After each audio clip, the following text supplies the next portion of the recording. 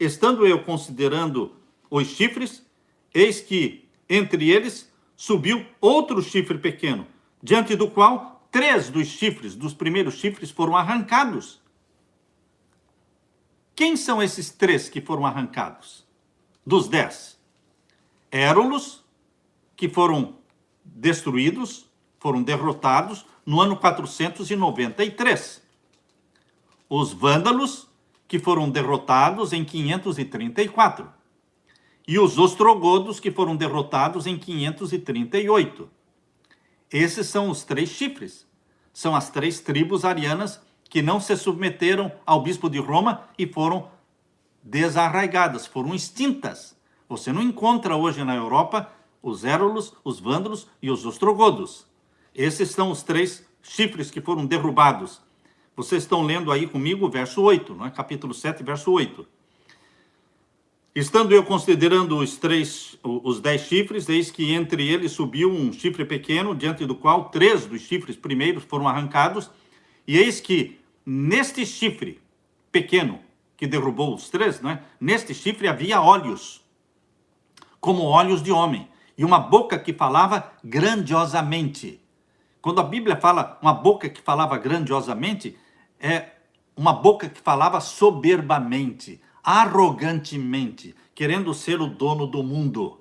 E é exatamente o que o chifre pequeno pretende ser, o dono do mundo, o dono do ouro do mundo, o dono dos bancos centrais do mundo, o dono de tudo, controla tudo. Queridos, aqui diz, no verso 9, percebam que no verso 9 fala sobre o juízo. Vejam o verso 9. Eu continuei olhando, e eis que foram postos uns tronos. Depois que falou do quarto animal que deixou de existir e surgiu nas 10 nações da Europa, e depois que fala do surgimento do bispo de Roma, o chifre pequeno, o próximo assunto que aparece no verso 9, presta atenção no verso 9, é o juízo celestial. É o juízo celestial. O juízo celestial não viria antes de Roma deixar de existir como império, antes de surgirem as nações, 10 nações da Europa. O juízo celestial não seria antes de surgir o bispo de Roma como cabeça geral da igreja, comandando o mundo, não. O juízo celestial viria num período posterior. Por isso diz aqui o verso 9. Eu continuei olhando até que foram postos uns tronos, e um ancião de dia se assentou, e o seu vestido era branco como a neve, e o cabelo da sua cabeça como a limpa lã, e o seu trono chamas de fogo, e as rodas dele fogo ardente. Um rio de fogo manava e saía de diante dele. Quando a profecia fala de trono, está falando de juízo. É muito importante você manter isso em mente, porque aqui em Daniel 7 fala de tronos. E lá em Apocalipse capítulo 4, capítulo 5, fala também de tronos. Lembre-se que tronos dizem respeito a juízo celestial, a tribunal. O grande trono de Deus, cercado por 24 tronos, lá no Apocalipse. Aqui não fala dos 24 tronos, aqui no capítulo 7, mas usa a palavra plural, tronos, ou seja, não era um só. No Apocalipse especifica que eram 25 tronos, o de Deus e o dos 24 anciãos. E aqui fala só plural, tronos. Mas está falando de juízo. Qual é a prova que está falando de juízo? Porque o verso 10 confirma que é juízo. Veja o verso 10. Um rio de fogo manava e saía de diante do trono, não é? Milhares de milhares o serviam, milhões de milhões estavam diante dele, assentou-se o juízo e abriram-se os livros. O juízo celestial, ele acontece pela abertura do livro. Assim como lá em Apocalipse, o juízo celestial ocorre pela abertura dos selos. Eram 7 livros, selados com 7 selos, e então Jesus Cristo foi abrindo selo após selo e abrindo. A abertura dos livros ou a abertura dos selos mostra o processamento do juízo celestial. Lá em Apocalipse dá os detalhes, aqui não dá os detalhes, mas fala tronos no plural e fala também livros no plural. São 7 tomos dos livros, que ao se abrirem, mostra o quê? O juízo celestial. E agora vejam também o verso 13. O verso 13 mostra Jesus Cristo, Filho do Homem, vindo até o Pai para receber os livros, para processar o juízo. Capítulo 7, verso 13. Eu estava olhando nas minhas visões da noite, e eis que vinha nas nuvens do céu um como Filho do Homem. Quem é o Filho do Homem? É Jesus. Ele vinha nas nuvens, mas não voltando para a terra. Ele não estava vindo à terra. Ele estava vindo nas nuvens, mas em direção ao trono do Pai. Ele estava indo na direção do Santíssimo do Santuário Celestial. Onde está o trono do Pai é o Santíssimo do Santuário Celestial. Onde está o trono do Ancião de Dias. Jesus Cristo, o Filho do Homem, foi dirigido até o Ancião de Dias, onde estava o Pai assentado, não é? Por isso diz o verso 13. Eu estava olhando nas minhas visões da noite, e eis que vinha nas nuvens do céu um como Filho do Homem, e dirigiu-se ao Ancião de Dias, e o fizeram chegar até ele. E foi-lhe dado o quê? O juízo. Ele começou a processar o juízo. E o juízo resulta em quê? O juízo resulta em que os reinos vão ser colocados nas mãos de Jesus. Por isso diz o verso 14, e foi-lhe dado o domínio. É o juízo celestial que mostra que o domínio pertence a quem? A Jesus Cristo. E foi-lhe dado o domínio e a honra e o reino, para que todos os povos, nações e línguas o servissem, e o seu domínio é um domínio eterno. Não passará a outro, e o seu reino é o único que não será destruído. Queridos, agora aqui no capítulo 7, o verso 21. Capítulo 7, verso 21 agora. Eu olhava, e eis que este chifre pequeno fazia guerra contra os santos e os vencia. Percebam que os outros animais não faziam guerra contra os santos. O leão, o urso, o leopardo. Mas este chifre pequeno, ele fazia guerra contra os santos. Quem mais matou os santos do Altíssimo, quem mais matou os mártires de Jesus Cristo neste planeta Terra, foi o bispo de Roma, através das inquisições. Mais de 50 milhões de cristãos foram mortos. Esta semana passada eu estava lendo sobre a noite de São Bartolomeu, lá em 1572. A noite de São Bartolomeu, que tragédia! Como eles eram mortos sem terem cometido crime nenhum. O único crime dos valdenses, o único crime dos albigenses, o único crime dos huguenotes, o único crime deles era ler a Bíblia. Eles copiavam porções da Bíblia e distribuíam. Eles iam nas universidades e distribuíam entre os estudantes porções dos textos bíblicos que eles copiavam à mão. E, queridos, eles eram acusados, eles eram queimados porque eles eram cristãos, porque guardavam os mandamentos de Deus. Esta era a causa porque o bispo de Roma mandava matar os albigenses, os valdenses, os huguenotes.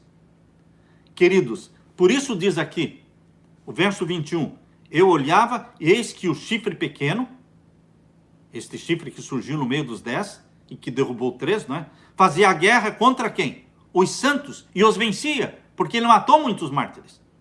E agora o verso 22. Até que veio o ancião de dias. Quem é o ancião de dias? Deus o Pai. E foi-lhe dado o juízo. Só que o juízo dado ao ancião de dias não é realizado pelo ancião de dias. O ancião de dias, Deus o Pai, dá para o Filho processar o juízo. João capítulo 5, verso 22 diz, Deus não julga ninguém. João capítulo 5, verso 22. Deus o Pai não julga ninguém, mas deu ao Filho o poder de julgar. O Pai que está sentado no trono, ele deu ao Filho o poder de julgar.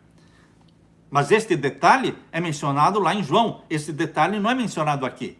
Por isso a Bíblia tem que ser estudada como um todo. Você pega um verso daqui, um verso de lá, um verso de Daniel, um verso de Apocalipse. Você vai juntando, um explica o outro. Só a Bíblia explica a Bíblia. Só a Bíblia pode explicar a Bíblia. Ninguém mais pode explicar a Bíblia.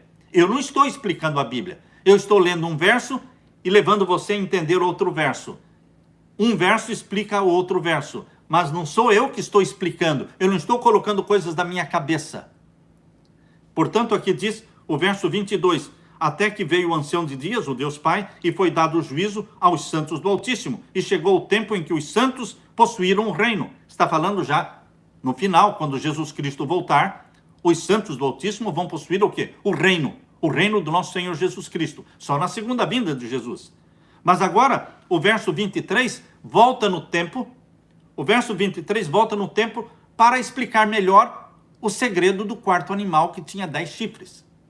Veja como agora vai dar mais detalhes, mostrando melhor, dando mais minúcias de como era este quarto animal que tinha 10 chifres. Verso 23. Disse assim, o quarto animal será o quarto reino na terra. Lógico, os 3 primeiros animais eram os 3 primeiros reinos da terra. E o quarto animal era o quarto reino da terra, o Império Romano. O qual será diferente de todos os reinos. E devorará toda a terra e pisará a pés e as fará em pedaços. E o verso 24. O verso 24 é muito importante. Portanto, vamos ler devagar o verso 24, para que você possa entender e assimilar. E quanto aos 10 chifres, daquele mesmo reino se levantarão 10 reis. Do Império Romano surgiram 10 reinos. E depois deles, depois que surgiram os 10 reinos, o que iria acontecer? Vai se levantar outro, que é o chifre pequeno, que surgiu no meio dos 10, das 10 nações da Europa. Se levantará outro, o qual será diferente dos 10. Dos 10 primeiros, diferente. Por quê? Porque os 10 eram reinos civis, poder civil. Mas agora surge um chifre pequeno no meio dos 10, derruba 3. E este chifre pequeno, ele não é somente um poder civil, ele é também um poder religioso. É alguém que quer ser adorado como Deus. É alguém que combate os santos do Altíssimo, persegue os cristãos, mata os cristãos, fez mais de 50 milhões de mártires. É um poder que toca na lei de Deus, os 10 mandamentos, e muda a lei de Deus. Arranca o segundo mandamento da lei de Deus, lá de Êxodo capítulo 20, que proíbe a adoração de imagens, de escultura e ídolos. Ele arranca este mandamento e pega o quarto, e esse é o segundo mandamento, e pega o quarto mandamento e substitui o quarto mandamento, que diz, lembra-te do dia do sábado para o santificar. Eles substituíram este quarto mandamento por um outro que diz, guardar domingos e festas. Para você isso não é nada? Você acha que mexer na lei de Deus não é nada? A lei de Deus é a expressão do caráter de Deus. Quando nós tocamos na lei, nós estamos tocando no caráter de Deus. Quando nós anulamos a lei de Deus, nós estamos anulando o caráter de Deus, anulando Deus da terra. Isto é muito ofensivo, isto é blasfêmia. Blasfêmia. Tocar na lei, porque Deus é imutável, a sua lei também é imutável. Por isso Romanos capítulo 7. Paulo diz lá em Romanos capítulo 7, porque a lei de Deus é santa, justa e boa. Por que a lei de Deus é santa, justa e boa? Porque Deus é santo, justo e bom. A lei de Deus é eterna? Por que a lei de Deus é eterna? Porque Deus é eterno. Por isso, queridos, aqui diz no verso 24, que este chifre pequeno era diferente dos outros, abaterá 3 reis, que foram os Érulos, Vândalos e Ostrogodos, tá certo? Érulos 493, Vândalos em 534 e Ostrogodos em 538. De 538 para frente, o bispo de Roma não tinha mais inimigos. Todas as demais tribos estavam submissas ao bispo de Roma. Agora começou a supremacia papal, chamada supremacia da Idade Média. A primeira supremacia papal, de 1260 anos. Vejam como a Bíblia é bem específica no verso 25. Verso 25. Vamos ler com calma também o verso 25, porque tem muitas verdades dentro do verso 25. E proferirá palavras contra o Altíssimo. Quem? O bispo de Roma, o chifre pequeno. Destruirá os santos do Altíssimo. Eu estou lendo a história dos reformadores, de Pedro Valdo, de João Wycliffe, de João Hus, de Jerônimo, de Zwinglio, de Oicolâmpadios, de Calvino. Estou lendo a história de Farel. Estou lendo a história de todos estes reformadores. Queridos, foram queimados, foram martirizados, foram torturados. William Tyndale. Queridos, porque ele foi morto? Tyndale, porque ele traduziu a Bíblia. Lutero, lendo a história dos reformadores, você vê a história do cristianismo escrita com sangue. Não foi só Jesus que derramou sangue. Todos os filhos de Deus, eles escreveram a história do cristianismo com sangue, testemunhando do amor de Jesus Cristo. Por isso diz aqui o verso 25, este poder, chifre pequeno, que é o bispo de Roma, é o poder papal. Hoje o poder papal pode aparecer sorridente, falando em paz mundial, falando em amor, falando em tolerância, em respeito, tolerância religiosa. Mas, queridos, onde Roma impera, não existe tolerância religiosa. Onde Roma domina, acaba a liberdade de religião, a liberdade de consciência, a liberdade da linguagem. Acaba. Aqui diz, proferirá palavras contra Deus, o Altíssimo. Destruirá os santos de Deus, do Altíssimo. E cuidará em mudar os tempos e a lei. Vocês já perceberam que o mundo todo comemora os dias, celebra os dias de meia-noite a meia-noite? Deus não estabeleceu que o dia começa à meia-noite e termina à meia-noite? Não, queridos. Na palavra de Deus é de pôr do sol a pôr do sol. É de um pôr do sol a outro pôr do sol. Mas eles mudaram os tempos. Mudaram o mandamento que manda guardar o sétimo dia, mudaram para o primeiro dia da semana, mudou o tempo. Tirou o tempo sagrado das 24 horas do sábado e transferiu estas 24 horas sagradas para o primeiro dia da semana. Mudando os tempos. E a lei mexeu exatamente no mandamento da lei que falava do tempo sagrado. Está claro isso, meu querido irmão? Está claro? Isso está mostrando o que o anticristo faria na terra. O anticristo. Todos os reformadores apontavam para o bispo de Roma como sendo o anticristo. Aquele que pretende ser Cristo na terra, pretende ser adorado, pretende ser beijado, pretende ser reconhecido como sua santidade, pretende ter poder para mudar a lei. Queridos, aqui diz que ele perseguiria o povo de Deus por quanto tempo, diz o verso 25. Percebam que Deus especifica o tempo que ele dominaria o mundo. A primeira supremacia papal da Idade Média. E eles serão entregues, estou lendo o verso 25, e eles serão entregues na sua mão por um tempo. Um tempo é um ano. Tempos, plural, 2 anos. Metade de um tempo, meio ano. Então são 3 anos e meio. 3 anos e meio. Na Bíblia, o ano profético é de 360 dias. 3 anos e meio de 360 dias são 1260 dias proféticos. Em profecia, diz lá em Números 14:34, em Números 14:34 diz que em profecia um dia vale um ano. Um dia vale um ano. Queridos, então a supremacia papal seria de 1260 dias proféticos. 1260 anos de perseguição ao povo de Deus. Esta perseguição, esta supremacia papal começou em 538, quando os ostrogodos foram derrotados. Agora não tinha mais inimigos do papado. Começou a supremacia, ele começou a reinar com soberania, dominando reis e rainhas e governos por 1260 anos. 538 começou. E 1260 anos nos leva até o ano de 1798. O que aconteceu em 1798? Exatamente quando se completaram os 1260 anos.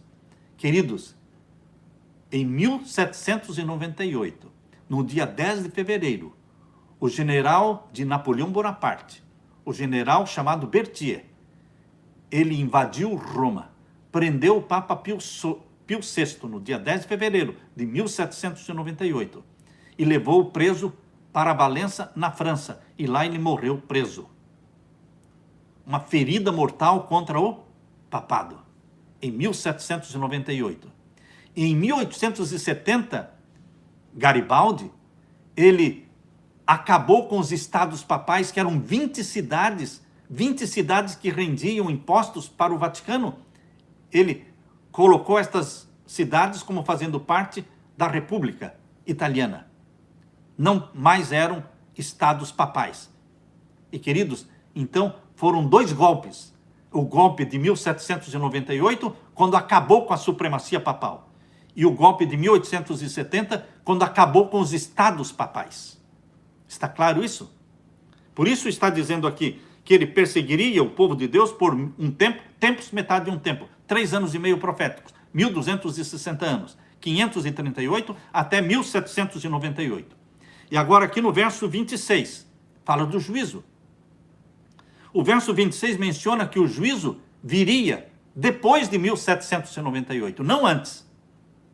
Interessante que Lutero, que viveu durante 1517, quando ele pregou as 95 teses na porta da igreja de Wittenberg, em 1517, foi dia 31 de outubro, e ele viveu até 1546, queridos, Lutero dizia que o juízo estaria no futuro há 300 anos dos dias dele.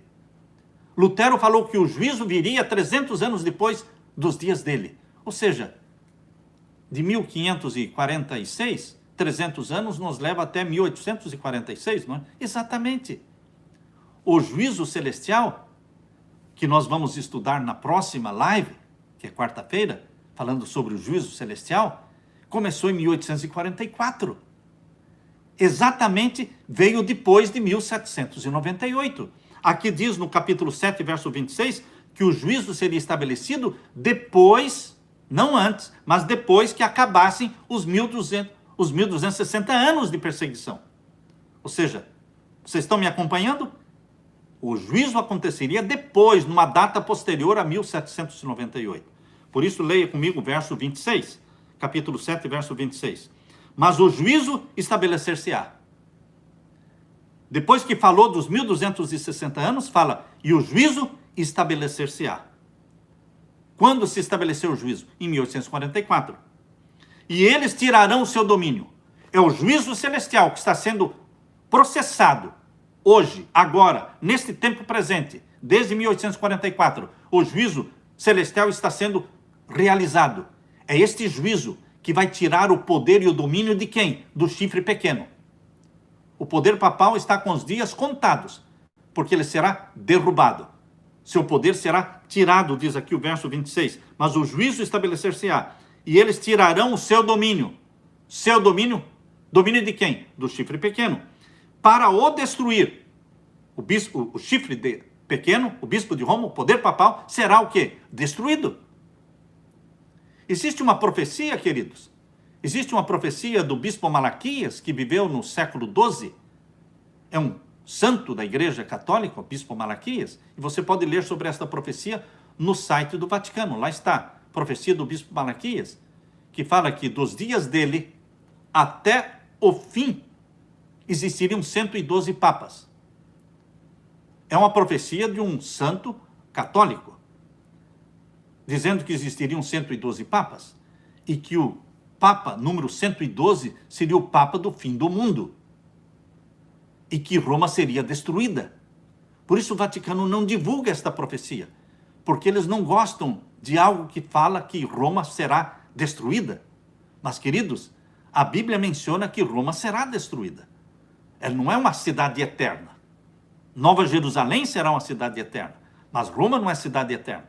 Por isso eles não gostam desta profecia do bispo Malaquias, que não é uma profecia da Bíblia, é uma profecia de um santo canonizado pela Igreja Católica. Portanto, queridos, aqui diz, verso 26, que nós estamos lendo, capítulo 7, mas o juízo se estabelecerá e eles tirarão seu domínio para o destruir e para o desfazer até o fim. E finalmente, na volta de Jesus, o que vai acontecer? Verso 27. E o reino, e o domínio, e a majestade dos reinos debaixo de todo o céu serão dados ao povo dos santos do Altíssimo. Aleluia! O reino, o domínio serão entregues ao povo dos santos do Altíssimo. Quem é esse povo dos santos do Altíssimo? Você que ama Jesus Cristo e que guarda os seus mandamentos. Você pertence ao povo dos santos do Altíssimo. Eu pertenço a este povo. Você pertence, todo aquele que quiser. Deus não diz você não, você não. Deus nunca exclui. Deus diz, venham todos. Todo aquele que quiser, venha. Todo aquele que ouvir, venha. O Espírito diz, vem. Aquele que ouve diz, vem. E aquele que quiser, venha e tome de graça da água da vida. Deus não exclui.